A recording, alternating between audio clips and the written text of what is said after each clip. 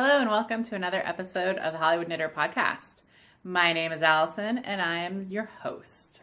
I'm recording on Monday, October 17th, 2016 from my home in Los Angeles, California. And it is exactly 2 weeks until my 40th birthday. I know, I can't believe it. I don't feel 40. Most of the time birthdays don't bother me, and this one is bothering just a little bit, only because I don't feel 40. And I remember when I was younger and 40 seemed old, and now that I'm almost 40, it doesn't really seem old. I just seem in between.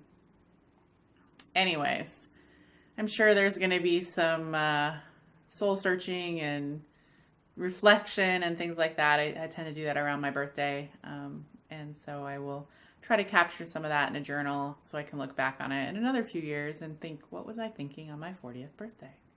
But that's 2 weeks from now, and I'll discuss a little more later. Let's talk about knits. So I have an FO, a big FO that I actually can't show you because I've already mailed it off.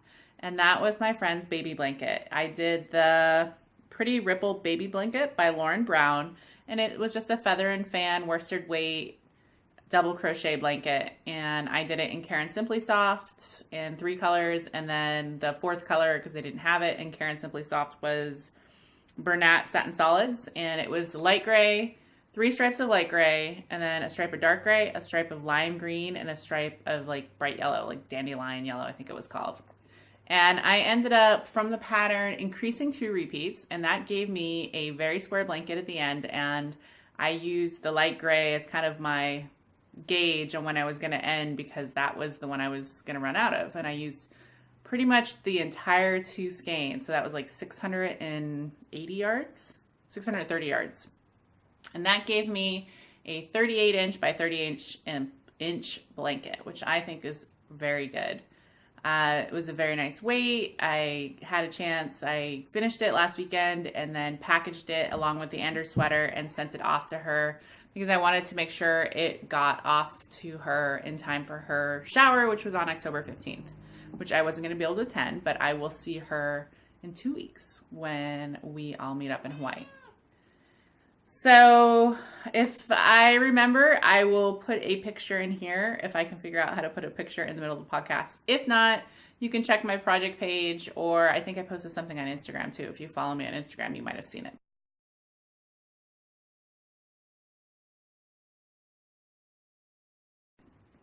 The other project I finished is my undergrowth hat. This is a pattern by Mandy Peters. It's a free pattern, and I did mine in Sport Weight Beehive in white and Red Heart Baby in red. And I used 160 yards of the white and 230 of the red. And easy color work. As I said, I just had to follow. Here, I'll show you. It even actually, I kind of like it. I might actually keep it. So, very warm, very easy, used scraps, did color work, which I hadn't done in a while. I'm not sure if I'm going to keep it or not. I might or I might not. Still haven't decided yet. But so cute. Look at that top. I love the slip stitches and how they create the top. And then this braid thing at the bottom that she did. It was all just really good. It's a really good pattern. If you're looking for a cool color work, and this was done as in Sport Weight, check out the Undergrowth. This took me a while. I think I started it in July, so it took me 2.5 months, but that's just because I didn't work on it a lot. Because this was color work, I really had to pay attention to row by row by row. So I'm happy to have it done. I'll figure out where it's gonna go. For now, it will just go in my charity box, and I have so many hats, and I probably wouldn't wear it even though I like it. So because it's done in a, an acrylic blend and it can get washed, I might just send it off for charity because someone might like it. Now projects, my whips, my sock yarn blanket is still in. I finished my September and just done a few rows of my October inches. So when I finish my October, I'll show it to you later. Probably in November, I'll show it to you again. It's up to 27 inches. And I'll have 30 by the end of October. So it's getting there. I'm going to get to the halfway mark soon. And then the other thing that I haven't really worked on was the Jewel Cowl by Sachiko, and this is done in lace with beads. And I just have to pay attention when I'm putting the beads on. It's not hard, but I just haven't had a chance to work on it, so I'm not even going to show it. But I'm going to try to make it a priority after my trip, after I come back from Hawaii. So I'm going to try to finish it off in November because it might be a Christmas gift for someone. I need to, well, I'll talk about that later. So those are two that aren't really been worked on. What I have been spending a lot of time is my regatta tee, and this is by Olga Casey from Interweave Summer 2013. And I finished the first half, which I think I'd shown you last time. You can see. Ooh, it's just going to be so simple, like boat necky, sleeveless tee. There's really no finishing besides sewing up the sides. I had to change the way the motif at the top worked because it was supposed to pretty much be solid all the way up, but I did not have enough of the sand, and this is Leading Men Fiber Arts Callback and Sandcastle, and I didn't have enough of it once I measured, so I went back and added some more of the green, and now I've been going fast. This is 10 days work, and I am just about to start doing the lace on the top, the off-white. So I was hoping to have this done for my trip, though it might be kind of heavy for Hawaii, I'm not sure. But I'm going to have it done. I think by the end of this weekend, I should have the knitting done by the end of the week, and then I will finish it and seam it together this weekend, try it on, and see if it merits coming on my trip with me. And this is how much I have left. So you can see I'm really getting down there. So this will be the lace, and then this is the last few rows of green at the top, and then connecting. Now, I did make this piece because the front and back are supposed to be exactly the same. And when I made the back, it seemed, I measured my gauge, and then I was following a different size pattern because my gauge was a little off. Then it seemed a little big. So I actually went down a size for the front because it's exactly the same. And so I went down slightly smaller. So it's like the next size down. So it's going to be slightly in, though I kept the length the same because I can keep the length the same based on the number of rows. I kept it that way. And yeah, so I think I won't be able to tell what's front and back, so I'm going to kind of mark it, but I'm thinking that the piece I made slightly bigger will go in the front where I have slightly more, and then the slightly smaller piece will be my back piece where I don't have, you know, the lumps and bumps. And I'm hoping that that will work out well. I shall let you guys know. I'm definitely not winging it, but you know, it's in two pieces, and so I haven't been able to really pin it to myself to try. So my sock right now, I have one done, my travel with me, and this is the Seine River socks by Donna Knits. Inspired it. I never follow a pattern, but that was what the inspiration was. And this is Query Fiber Socktober 2016. So I finished, I should have put on a sock blocker, but I finished one, and here, let's see if you can see the lace.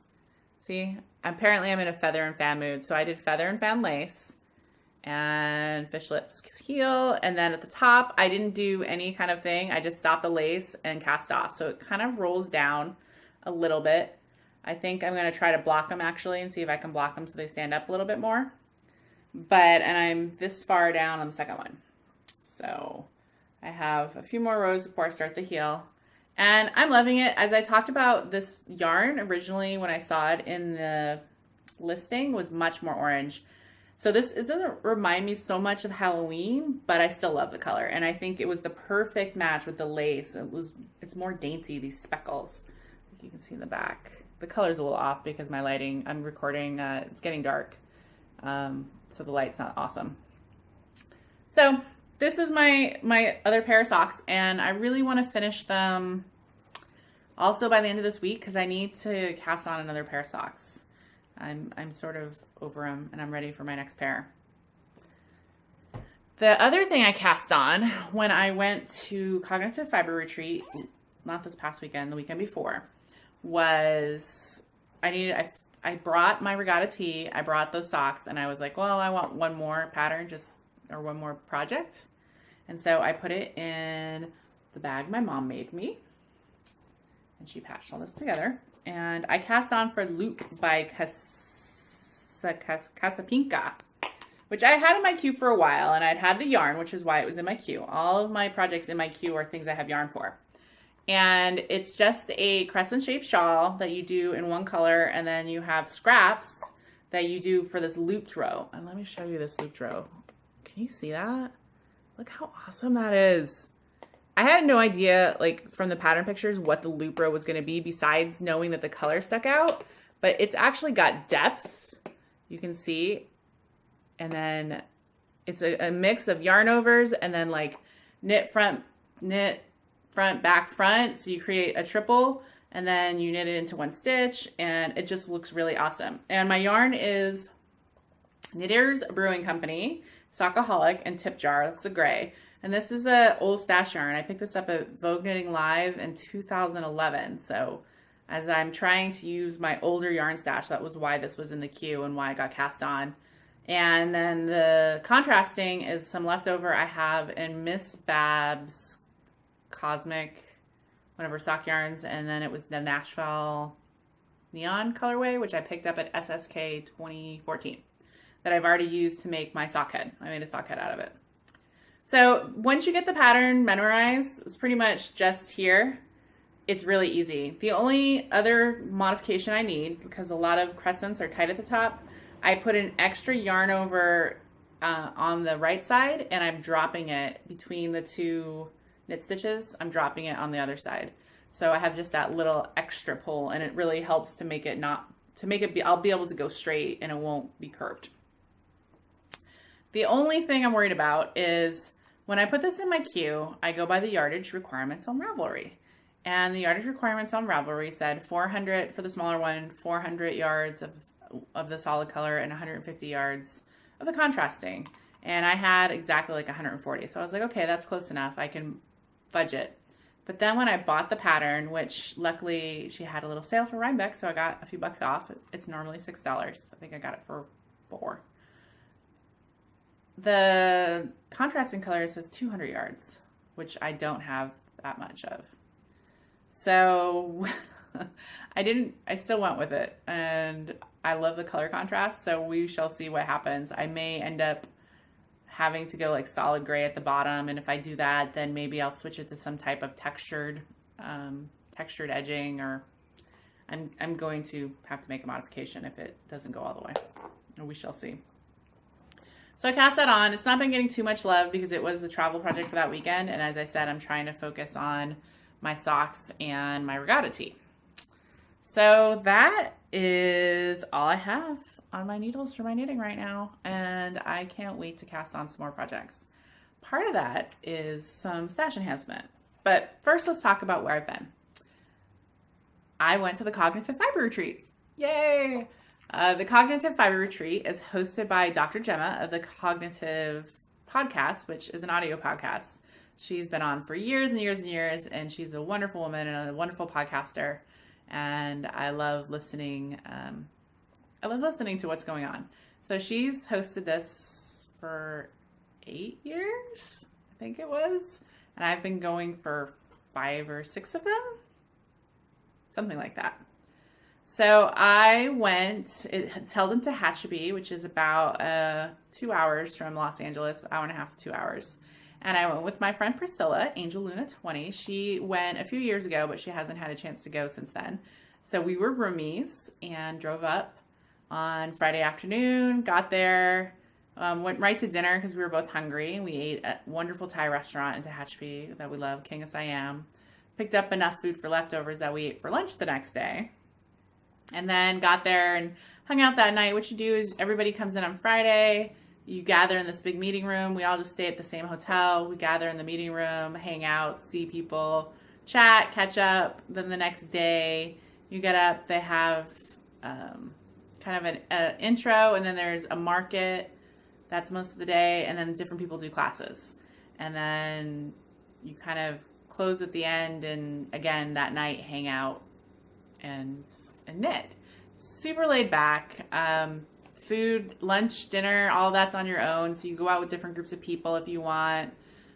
We ended up going for, as we said, we ate our leftovers for lunch and then hung out with some people who had also eaten leftovers. So we kind of just chilled outside. It was beautiful up there. And then we went and had some pizza and caught a little bit of the game, the Giants game.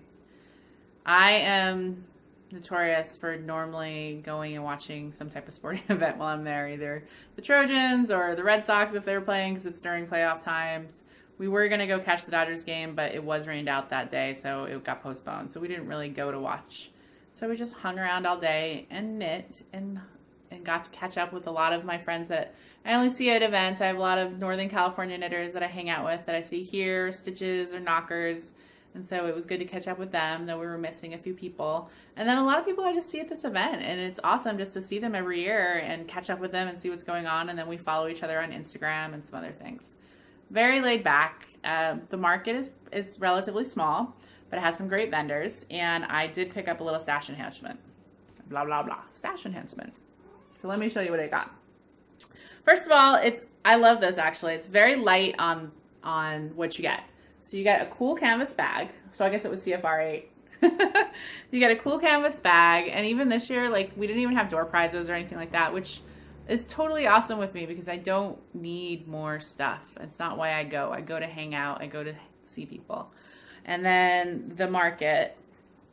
So what they did instead is she's a big proponent of Mother Bears and has been. And the Mother Bears I've made in the past, I've given for Cognitive.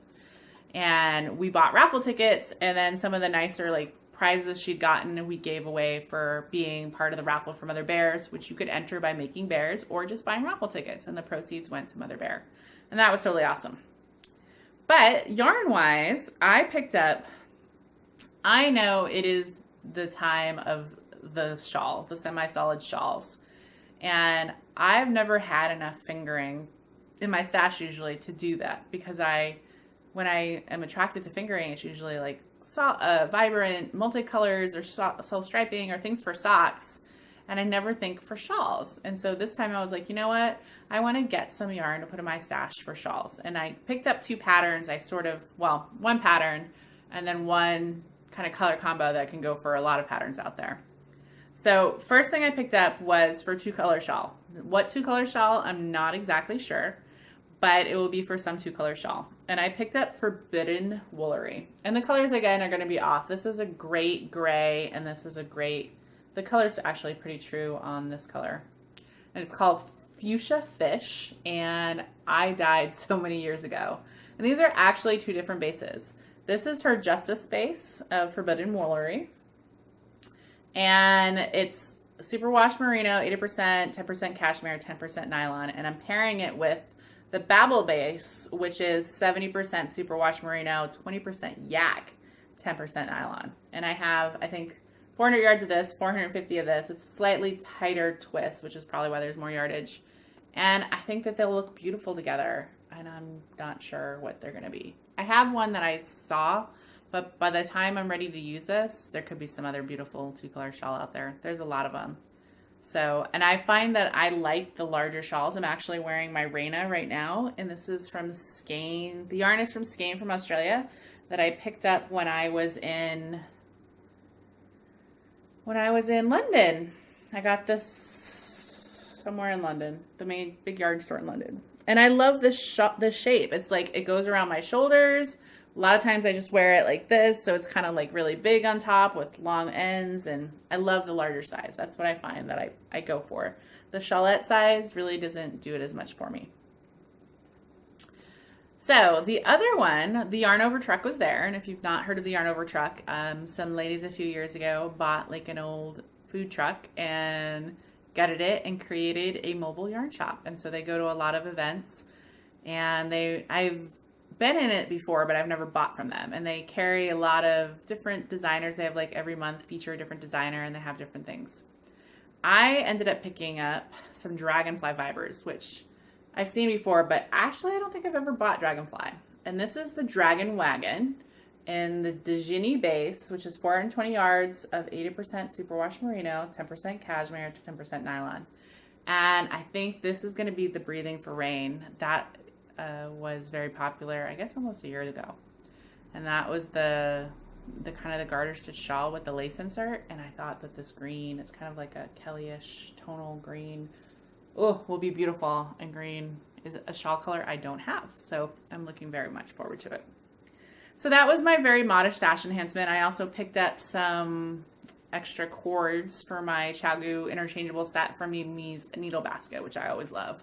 And then some of my other dyers. I didn't get anything from Redfish Dye Works, and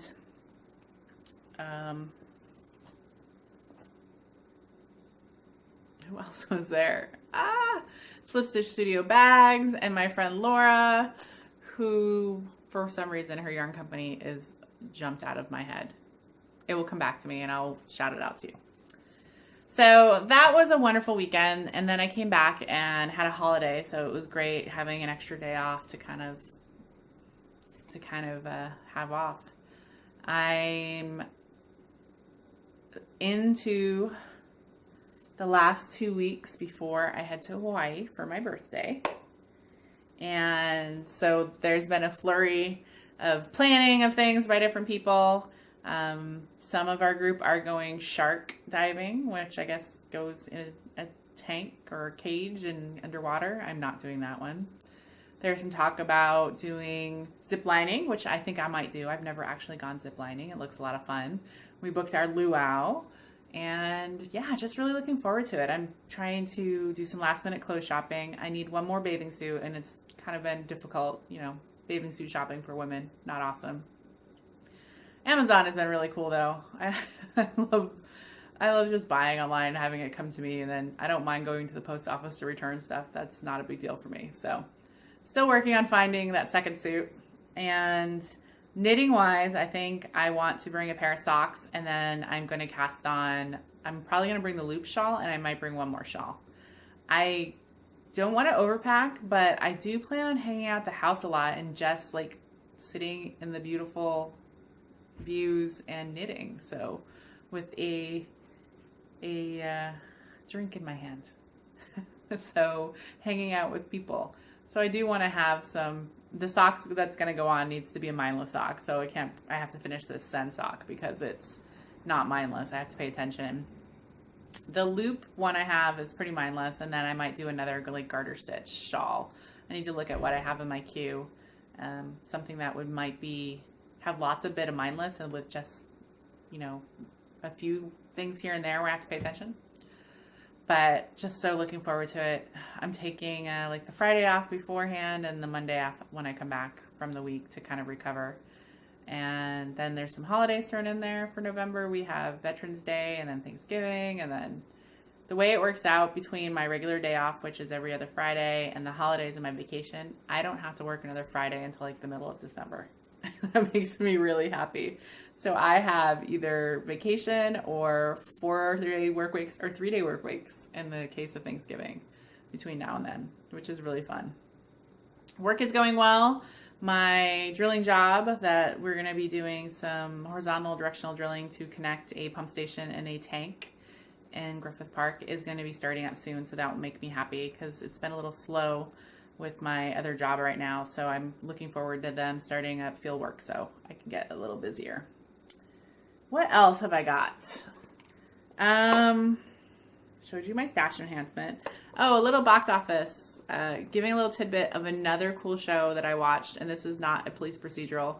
Well, there is one, but I'm going to tell you about Dramaworld, and this was something I added to my Netflix queue a while ago. I'm not sure why, but it is this adorable, just like 10 episode, very short, like 20-minute show, and it's about a girl who's like college age who is really into watching Korean dramas, kind of like the K-pop thing, and accidentally gets sucked into Dramaworld, which is where all of these shows come from, because one of the shows is going off of the tropes, meaning it's not the main guy and the main girl aren't falling in love there like they're supposed to. And it was just really cute. And one of the things that they did, which I thought was really interesting, is so they dropped this girl, and she's actually an Australian actress, but she's playing an American girl, and they drop her in, and all of a sudden she's in the car and she's talking, and then the taxi driver's answering, but in Korean, and she's like, how can I understand him? And they're like, oh, it's Dramaworld. And so like half the characters speak Korean and it's subtitled like it would be if you're watching it, and then she speaks English, and then one of the actors, I think he actually does both because he'll talk to her in English, but then he talks to everybody else in Korean and it's subtitles. And it was just really cute. I blitzed it like in one evening because they were like 20-minute episodes, so it took like 3.5 hours. And so if you're looking for just a palate cleanser, something that makes you laugh, and if you're into watching any kind of the Korean soap operas or things like that, which I have done recently, it makes you laugh because they talk about like all the tropes, the different tropes that are in all of it. You know, the always ends with true love's kiss, and there's always like something bad that happens to the heroine that the guy saves her from, and all these different things. And then I think there's like a lot of cameos from people that are famous in that world. I don't watch it enough to have recognized them, but I did notice that the way they were reacting, I was like, oh, that's someone who's famous in this kind of thing. And I just didn't know who they were. So Dramaworld on Netflix. Check it out if you are looking for something very cute. The only other big thing is, as part of my birthday present to myself, I booked that trip to India. I said, you know what? I can only live once. I want to go. I want to use this travel agent, or this, not even a travel agent. He's this guy who just leads small tours. There's going to be like 5 to 7 of us and traveling the way I want to. So I did it. I just got my passport, which crazy. I had to send it out for renewal because it expires in February. And that was when I'm going to be doing the trip, the first week of February. And I already got it back. Like, it took 2 weeks for my renewal, and it said 4 to 6 weeks. So I was excited about that. So I booked it. The only thing I haven't done is airfare. I started thinking about what I'm going to wear and things like that, and buying some stuff, and I'm really excited. I'm going to be going to Delhi, Agra, Jaipur, and one other place over 10 days, and kind of going from the different things and experiencing all that. And I'm really excited. So excited. So that was kind of my birthday present to myself, since I didn't get to do 2 weeks in Hawaii. I was like, oh, let me do this as my international trip. And I might, if this goes well, try to squeeze like a solo international trip every year for like a week somewhere. That would be awesome. Maybe I can go visit some of you knitters out there who live in different countries or even different parts of the US. I should start doing that because, you can always have fun with a knitter. Anyways, that's all I got tonight. I know I'm losing the light. I can see it's getting dark soon. It was actually, today it was rainy this morning, and it was a little chilly, which is why I got to wear my shawl. And by Thursday, it's supposed to be almost 100 degrees because that's the way we roll in SoCal. Anyways, I hope everyone is having a great October. I hope it's sweater weather where you are. I really do. I need to break my sweaters out, but I think I need to wait another week or two, probably until November, until I break out my heavy sweaters. Alas.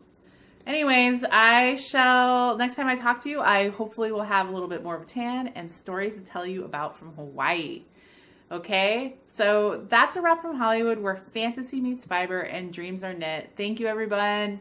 Bye.